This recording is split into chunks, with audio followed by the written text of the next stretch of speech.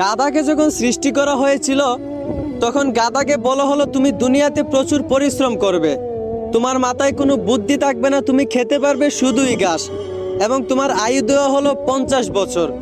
এইটা শুনে গাধা বলল, হে প্রভু, আমি এত বছর বাঁচতে চাই না, আমাকে বরঞ্চ 20 বছর আয়ু দিন আর 30 বছর আয়ু ফিরিয়ে নিন।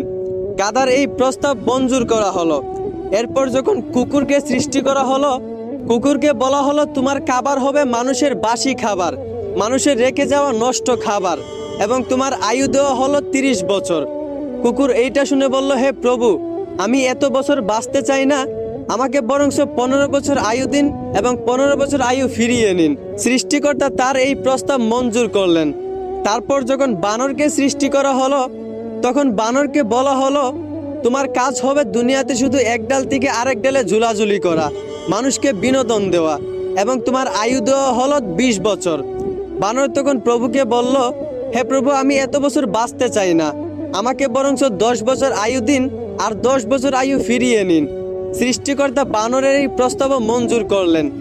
এরপর এলো পুরুষের পালা। পুরুষকে যখন সৃষ্টি করা হলো তখন পুরুষকে বলা হলো তুমি হচ্ছ সৃষ্টি জগতের সবচেয়ে শ্রেষ্ঠ প্রাণী, আর তোমার আয়ু দেওয়া হলো 20 বছর। এইটা শুনে পুরুষ বলল, হে প্রভু, আমি এত কম বছর বাঁচতে চাই না, আমাকে আরো বেশি আয়ু দিন। গাধা যে 30 বছর আয়ুটা ফিরিয়ে দিয়েছিল সেই আয়ুটা আমাকে দিয়ে দিন, এবং কুকুরও যে 15 বছর আয়ুটা ফিরিয়ে দিয়েছিল সেই আয়ুটাও আমাকে দিয়ে দিন, এবং বানর 20 বছর থেকে 10 বছর যে আয়ুটা ফিরিয়ে দিয়েছিল সেই আয়ুটাও আমাকে দিয়ে দিন। সৃষ্টিকর্তা পুরুষের এই প্রস্তাব মঞ্জুর করলেন। মূলত তারপর থেকেই একটা ছেলে পুরুষ হয়ে বাঁচে 20 বছর, আর বাকি 30 বছর বাঁচে গাধার মতো।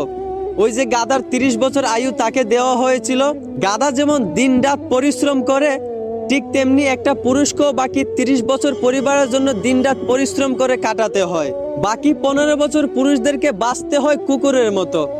ওই যে কুকুরের ফিরিয়ে দেওয়া আয়ুটা তাকে দেওয়া হয়েছিল। একটা কুকুর যেমন মানুষ যা দেয় তাই খেয়ে বেঁচে থাকতে হয়, ঠিক তেমনি একটা পুরুষও বাকি 15 বছর সন্তানেরা তাকে যা দেয় তা খেয়েই বেঁচে থাকতে হয়। আর বাকি 10 বছর পুরুষদেরকে বাঁচতে হয় ঠিক একটা বানরের মতো। ওই যে বানরের 10 বছর ফিরিয়ে দেওয়া আয়ু পুরুষদেরকে দেওয়া হয়েছিল। একটা বানর যেমন এক গাছ থেকে আরেক গাছে ঝুলাঝুলি করে মানুষকে বিনোদন দিয়ে বাঁচে, ঠিক তেমনি একটা পুরুষকেও বাকি 10 বছর কখনো এই সন্তানের গায়ে ঝুলে, কখনো ওই সন্তানের গায়ে ঝুলে বাঁচতে হয়। মূলত পুরুষের জীবনটাই এইরকম। আশা করি এখন বুঝতে পারছেন একটা পুরুষের জীবন কতটা কঠিন। ধন্যবাদ।